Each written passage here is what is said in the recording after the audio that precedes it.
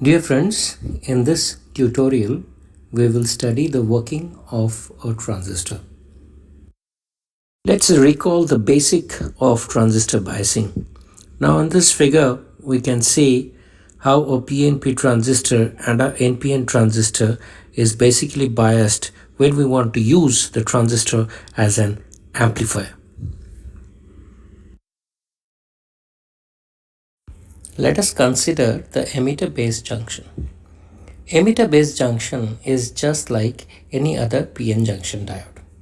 When forward biased, the depletion layer reduces and the majority carrier flow across the junction.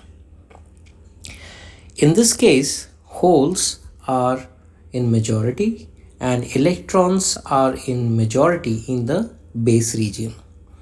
Now base region is lightly doped and thus there will be few recombinations in the base region, but the majority of the holes from the emitter will reach the base region. The output section comprises of a collector and a base region. The collector base junction is just like again any other PN junction diode. When reverse biased, the depletion layer increases and the minority carrier flows across the junction. In this case, holes are minority in the base region and electrons are minority in the collector region. We know when a PN junction diode is reverse biased, only the minority carrier flows through the junction.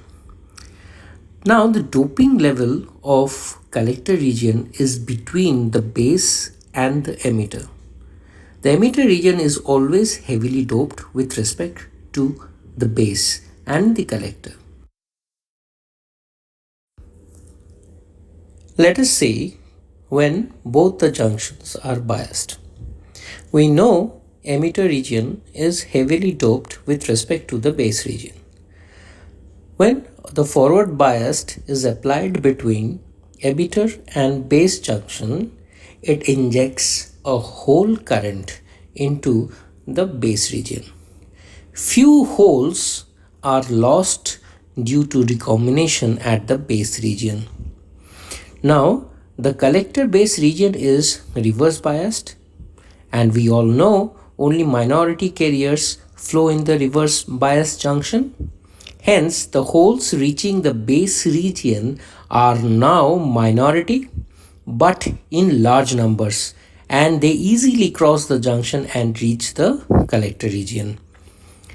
Due to the negative potential at the collector terminal, holes easily get attracted towards the region and forming the collector current. Dynamic resistance of the base emitter junction is small compared to the collector base junction. The majority current is transferred from a low resistance region to a high resistance region, and hence here we call it transfer of resistance, otherwise known as transistor.